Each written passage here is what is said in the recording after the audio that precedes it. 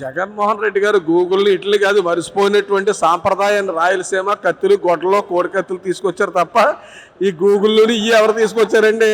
అది అసలు ప్రజలు ఏమైనా నమ్ముతారు? ఆంధ్రప్రదేశ్లో గొడ్డలో నరికలు నరికేయడాలు మళ్ళీ బొమ్మలు అయ్యి మళ్ళీ మ్యాచింగ్ చేసి పెట్టడాలు తప్ప ఆయన ఏం తీసుకొచ్చారనేది ఆంధ్రప్రదేశ్ కాదు భారతదేశంలోనే ప్రజలందరూ చూస్తున్నారు. సార్ నమస్తే, మీ పేరు సార్? నా పేరు కొల్లాబత్తుల అప్పారావు అండి. సరే, కాకినాడ జిల్లా వ్యాపారం చేస్తానండి.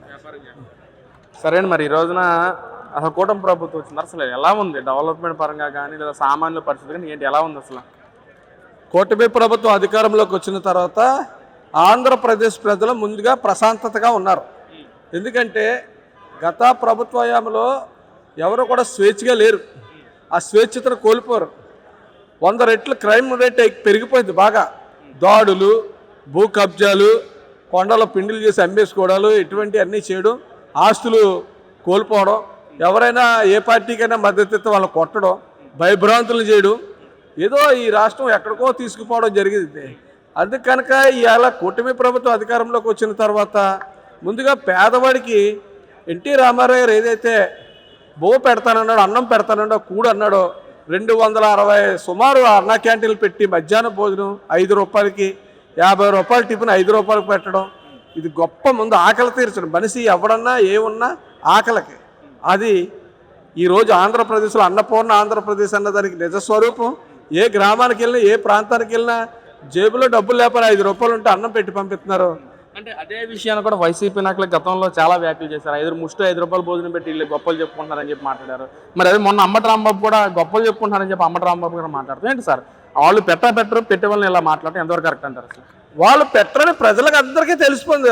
ఉన్న అన్న క్యాంటీన్లు తీసేసిన పని అన్నం లాగేసుకున్న దుర్మార్గతే వాళ్ళు 11 పడిపోయారండి. వాళ్ళు ఏంటి ఎవరు గొప్పలు చెప్పుకున్నారని ప్రజలకు తెలుసు కదా. అన్న క్యాంటీన్లో భోజనం చేస్తారు, 3 కూరలతో, 2 కూరలు, పప్పు సాంబార్తో. పేదవాడు కడుపు నిండా తింటున్నాడు. కాలేజీ విద్యార్థులు, ఇంటర్మీడియట్ వాళ్ళు ఇంటి దగ్గర తల్లిదండ్రులు కంగారు పెట్టకుండా క్యారేజీ తెచ్చుకోకుండా ఆ హాస్టల్లో లేకపోతే అక్కడ షాపుల్లో పనిచేసే వాళ్ళు పేదవాడు నిజంగా ఆకలితో ఉన్నవాడికి గొప్పలు చెప్పుకోవడం ఆకలి తీరుతుంది అనేది ముందు వాళ్ళు తెలుసుకోవాలి. పేదవాడికి ఆకలి తీరుతుందా లేదా? ఉదయం పొద్దున క్యారేజీ పట్టుకుని వచ్చేసే వాళ్ళకి క్యారేజీ లేట్ అయినా సరే అన్నా క్యాంటీన్లో అన్నం దొరుకుతుంది అనేటువంటి భరోసాగా వస్తున్నారని చెప్పి ఆయా ప్రాంతాలకి, మొన్నటి వరకే పట్టణ ప్రాంతాల్లో ఉన్నాయి, ఈవేళ గ్రామాల్లో కూడా పెడుతున్నారు. ఈ గ్రామాల్లో కూడా పక్కా ప్రజలు ఎక్కడైతే అందుబాటులో పనిచేసుకుంటున్నారో వాళ్ళకి సదుపాయంగా పెడుతున్నారో. ఇది గొప్పలు చెప్పుకోవడం ఏంటంటే వాళ్ళ అంతరాత్మకు తెలుసు. ఇటువంటి విమర్శ ఎంత మటుకు ప్రజలు ఎక్కడికి కూడా క్షమించరని చెప్తా ఉన్నాను నేను. అది సార్, మరి డెవలప్మెంట్ పరంగా చూసుకుంటే కంపెనీస్ ఏమైనా తీసుకొస్తున్నారు కూటమి ప్రభుత్వ నాయకులు? కూటమి ప్రభుత్వం మా కాకినాడ జిల్లా చూసుకున్నట్లయితే మొన్న గ్రీన్ అమోలియా అనేసి ఒక ఎన్ఎఫ్సిలో కోట్లాది రూపాయలతో ఒక పెద్ద ప్రాజెక్ట్ తీసుకురావడం జరిగింది. ఆ ప్రాజెక్ట్ కానీ ఓపెన్ అయితే 1000 మందికి ఉద్యోగాలు ఇస్తారు. అక్కడ యువతని పక్కదో పట్టించి గంజాయికో, మాదక ద్రవ్యాలకో, మత్తులకో పంపించేయకుండా ఈరోజు వేసేటటువంటి చెట్టు ఏదైతే అమరావతి అనేటటువంటి మొక్కేశారో అది ఒక 5-6 సంవత్సరాల్లో పొలాలు పూస్తాయి. ఆ పొలాలు పూసిన తర్వాత అది తినేటటువంటి అదృష్టం యువత వస్తారో. ఇప్పటికే అనేక మంది చెడు వ్యసనాలకు వెళ్లకుండా గంజాయిని కానీ మాదక ద్రవ్యాలు కానీ ఎంత పెద్దోళ్ళు చేసినా సరే వాటిని ఎండగొడతా ఉన్నారు, ఆపేస్తూ ఉన్నారు, ప్రతిరోజు వాటిని బంధిస్తూ ఉన్నారు. జగన్మోహన్ రెడ్డి కానీ లేకపోతే అసలు మన రాష్ట్రం డెవలప్మెంట్ అయ్యేది కాదని చెప్పి వైసీపీ నాయకులు మాట్లాడుతున్నారు. ఇటు చంద్రబాబు, లోకేష్ క్రెడిట్ చోరీ చేయడంలో దిట్ట, అలాగే గూగుల్ కానీ టీసీఎస్ కానీ జగన్మోహన్ రెడ్డి తీసుకొచ్చారు, వీళ్ళు క్రెడిట్ చోరీ చేస్తున్నారని చెప్పి మాట్లాడుతున్నారు. సార్ మరి ఏంటి? జగన్మోహన్ రెడ్డి గారు గూగుల్ని ఇట్లు కాదు మరిసిపోయినటువంటి సాంప్రదాయాన్ని రాయలసీమ కత్తులు గొడ్డలో కోడి కత్తులు తీసుకొచ్చారు తప్ప ఈ గూగుల్లోని ఇవి ఎవరు తీసుకొచ్చారండి? అది అసలు ప్రజలు ఏమైనా నమ్ముతారు? ఆంధ్రప్రదేశ్లో గొడ్డలో నరికలు నరికేయడాలు మళ్ళీ బొమ్మలు అయ్యి మళ్ళీ మ్యాచింగ్ చేసి పెట్టడాలు తప్ప ఆయన ఏం తీసుకొచ్చారనేది ఆంధ్రప్రదేశ్ కాదు భారతదేశంలోనే ప్రజలందరూ చూస్తున్నారు. ఒక ఆంధ్రప్రదేశ్ ప్రజలు కాదు. అసలు నారా చంద్రబాబు నాయుడు గారు ఎంత దీక్షాపరుడు అనేది హైదరాబాద్ వెళ్ళి వస్తే ఒకసారి తెలుస్తుందండి. కనీసం బెంగళూరు వెళ్ళలేనటువంటి స్థాయి చిన్న పేద కుటుంబాల వాళ్ళు కూడా హైదరాబాద్ చూసి మబ్బం పడుతున్నారు. ఈవేళ ఈ 2 సంవత్సరాల్లో కూడా విజయవాడ కానీ ఎక్కడ కొన్నది ఈ రోడ్లు, ఈ బ్రిడ్జిలు అసలు మేము ఆంధ్రాలో ఉన్నామంటే 2 సంవత్సరాలకే. చంద్రబాబు నాయుడు గారు అసలు ఏమీ చేయట్లేదు, దోచుకున్న కాన్సెప్ట్ అని వేస్తున్నారు. జగన్మోహన్ రెడ్డి గారు చేసిన డెవలప్మెంట్ మొత్తం బాగుంది అంటున్నారు సార్. అంతగా సార్ ప్రజలు కూడా అలాగే మళ్ళీ జగన్మోహన్ రెడ్డి కోరుకుంటున్నారంట కదా సార్. మరి చంద్రబాబు నాయుడు గారు అన్న ఆయనకి పడుకోవడానికి ఫామ్ హౌస్ అక్కర్లేదండి, ఒక క్యాబ్ వ్యాన్ ఉంటే సరిపోద్దండి ఆయన రెస్ట్ తీసుకోవడానికి. కానీ ఆయనకి కానీ చంద్రబాబు నాయుడు గారు దాచుకోవడానికి దోసుకోవడానికి ఆయన క్యాబ్లో నిద్ర చేస్తారు, క్యాబ్లో ప్రయాణం చేస్తారు. జగన్మోహన్ రెడ్డి గారి లాగా ఒక్కో నియోజకవర్గానికి ఒక ప్యాలెస్లు కానీ స్వర్ణ ప్యాలెస్లు కానీ అక్కర్లేదు, 24 గదులు అక్కర్లేదు, స్విమ్మింగ్ పూల్ అక్కర్లేదు, సింపుల్ జీవితం ఆనాడు అన్నంటే రామారావు ఒక బకెట్ మగ్గు నీళ్ళు ఎలాగో ఈరోజు చంద్రబాబు నాయుడు గారు కూడా అదే పరిస్థితిలో ఒక క్యాబిన్ వ్యాన్ ఉంటే చాలు, అందులో ఆయన చిన్న జీవితం జీవిస్తారనమాట. సంచార జీవితం అనేది ప్రజలందరికీ తెలుసు. ఆయన ఏదో ఈ దాచేసుకుని దోసేసుకునే వ్యక్తి ఈ రాష్ట్రాన్ని ఎక్కడికి తీసుకెళ్లాలన్నటువంటి ఆలోచన పరుడు. రేపు పొద్దున్న నీకు 11 సీట్లు రావు కదా, అప్పుడు తెలుస్తుంది ఆయన ఏం చేశారు మీరేం చేశారు అనేది. అదే సార్, మళ్ళీ ప్రజలు మొత్తం జగన్మోహన్ రెడ్డి గారి వెంటే ఓటేసినట్టు సిద్ధంగా ఉన్నారు. జగన్ కోరుకుంటున్నారు సార్, మీరేంటే విరుద్ధంగా మాట్లాడుతున్నారండి. అసలు వైసీపీ నాయకులు అదే మాట్లాడుతున్నారు. మేము విరోధం అంటే అండి విచ్చలు విడతానికి, తాగుడికి, గంజాయికి ఒక చిన్న ఉదాహరణ చెప్తానండి. క్రమశిక్షణతో తల్లిదండ్రులు పిల్లల్ని బడికి పంపితే ఆడికి ఇబ్బందిగా ఉంటుంది.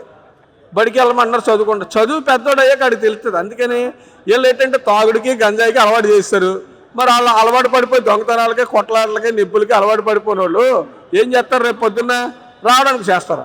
ఏంటి రాజు రైతు నష్టపోకుండా, రైతు వంకాయలు బెండకాయలు ఎప్పటికప్పుడు కోత కోయకుండా టమాటాలతో సహా వదిలేసేటటువంటి దానిని ఒక మంచి ఆలోచనతో రైతు బజార్లు పెట్టి రైతుకి కొనుక్కునేటటువంటి ప్రజాస్వామ్యంలో ఉన్న ప్రజలకే మధ్యవర్తిగా నడిపించి రైతు బజార్లు పెట్టి ఎంత మేలు చేశారండి. రైతు బజార్ల వల్ల ఎన్ని జీవితాలు, ఎన్ని కుటుంబాలు, ఒక పక్కన సామాన్యులు అభివృద్ధి పొందుతూ ఉన్నారు, రైతులు జీవనోపాధి చెందుతూ ఉన్నారు. ఇలాగ అనేక కుటుంబాలు అభివృద్ధి చెందుతూ ఉన్నాయంటే రైతాన్ని నష్టపోకుండా చేసిన ప్రభుత్వం ఏది? అసలు అంత ఆలోచన చేస్తారా? అంటే రైతులకి పెద్ద పెట్టేసిన పార్టీ ఏదన్నా ఉందంటే వైసీపీ పార్టీ అని చెప్పి అంటున్నారు. రైతు భరోసా కేంద్రాలు కూడా ఏర్పాటు చేశారని చెప్పి అంటున్నారు. మరి రైతులకు బోర్లు తీసేశారు, వాళ్ళు రైతులకు వేసిన బోర్లు తీసేశారు, నీళ్ళు ఇవ్వలేకపోరు. పోలవరం ఎండగడ్డి డోర్లు పనిచేయట్లేదు అన్నారు. వాళ్ళు రైతుల గురించి ఆలోచిస్తారా? పోలవరం నిర్వీర్యం చేశారు, అండా క్యాంటీన్లు నిర్వీర్యం చేసినట్టు. వీళ్ళు రైతుల గురించి ఆలోచించారంటే అవునా నమ్ముతాడా? ప్రజలు చాలా ఆలోచిస్తారు సార్. ఆయన రైతు పక్షపాత, చంద్రబాబు నాయుడు గారు రైతు పక్షపాత అనేది ప్రజలకు తెలుసు. రైతు మనం చూసుకున్నట్లయితే పోలవరం కానీ పూర్తయితే రైతులకి వెన్నుముక అంటారు కదా. అసలు మరి ఈ రోజున జగన్మోహన్ రెడ్డి హయాంలో ఎందుకని పోలవరం పూర్తి చేయలేకపోయారు అంటారు? పక్కనేమో ఒక నాయకుడేమో 2021 కల్లా పూర్తి చేస్తానని చెప్పి అనిల్ యాదవ్ అన్నాడు. మరి ఈ రోజున కూటమి ప్రభుత్వం వచ్చిన 2 సంవత్సరాల్లోపే చాలా వరకు పనులు పూర్తయిన పరిస్థితి ఏంటి? మా ఉభయ గోదావరి జిల్లాలో అపర భగీరథుడు ఆ మహానుభావుడు సముద్రానికి వేల క్యూసెక్ల వాటర్ సముద్రంలో కలిసిపోతుంటే మన భారతదేశం కాకుండా బ్రిటిష్ నుంచి వచ్చినటువంటి సర్దార్ కాటన్ గారు ఆ సముద్రపు నీరుని గోదావరికి మళ్ళీ ఇచ్చి పంటలు పండించినటువంటి నైజంలో మా గోదావరి జిల్లాలో ఆయనైతే ఈరోజు ఈ పోలవరం ప్రాజెక్టు మరో అపర భగీరథుడు ఎవరన్నా ఉన్నారంటే నారా చంద్రబాబు నాయుడు అని చెప్పి ప్రతి రైతు చెప్పుకుంటున్నారు. ఇది ప్రజలకు అందరికీ తెలిసింది కదండి. అంటే మనం గతంలో ఇరిగేషన్ డిపార్ట్మెంట్ ఎవరైతే నాయకులు అనిల్ యాదవ్ కానీ అంబటి రాంబాబు ఒకలేమో అసలు ఆ ఇరిగేషన్ డిపార్ట్మెంట్ అంటే ఏంటో తెలియదని చెప్పి అంబటి రాంబాబు మాట్లాడాడు. అనిల్ కుమార్ ఏదో వెయిట్ అండ్ సీ 21 కల్లా పూర్తి చేస్తానని చెప్పి మాట్లాడాడు. ఏంటి అసలు వాళ్ళకి ఇరిగేషన్ తెలియక అందులోకి వచ్చారు. నీరు గురించి కాదు కదా, వాళ్ళ ఇంట్లో మురికి నీరుని ఎలా మళ్ళించుకోవాలో తెలియని వాళ్ళు నీటిపారుదల కాబట్టి ఎలా ఉంటుంది? ఇదే ఉంటుంది. వాళ్ళ ఇంట్లో మురికి నీరుని బయటకు మళ్ళించుకోలేని వాళ్ళు ఈ రాష్ట్ర నీరుని పారుదల ఇస్తే ఎలా ఉంటుంది? నీటిపారుదల అనే దానికి ఈవేళ సరైన వ్యక్తి చేస్తున్నాడు, వ్యవసాయం కోసం వ్యక్తి చేస్తున్నాడు. బోర్ ఎక్కడ వస్తుంది, ఈ గట్టు నుంచి ఆ గట్టుకు మట్టి తీస్తే ఏ మళ్ళీలోకి వాటర్ వెళ్తుంది అనేది ఈవేళ నిమ్మల కృష్ణనాయుడు గారికి అడిగితే చెప్తారు. ఎన్ని క్యూసెక్ల వల్ల వాటర్ అసలు ఆకుబడికి ఎంత నీరు కావాలనేది తెలియాలి ముందు.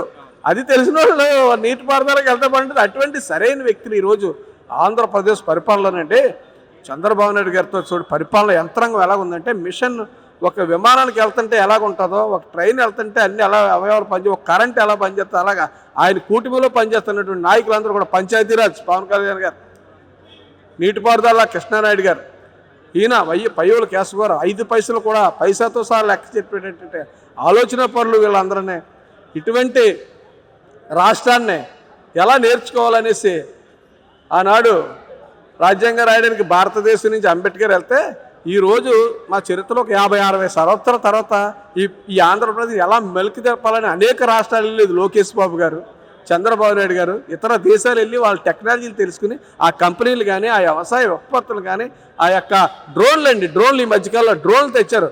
రైతు వెళ్ళలేనటువంటి ప్రాంతాన్ని కూడా డ్రోన్లతో మందు కొట్టించడానికి ఇటువంటి సదుపాయాలన్నీ చేస్తుంటే వ్యవసాయం గురించి ఆయనకి తెలియకపోతే మీకేం తెలుస్తుందండి? మీకు తెలియదు. మీకు విమర్శించడం తెలుసు, దోసుకోవడం తెలుసు, ఫామ్ హౌస్లు కట్టుకోవడం తెలుసు, ప్రజలను ఇబ్బంది పెట్టడం తెలుసు.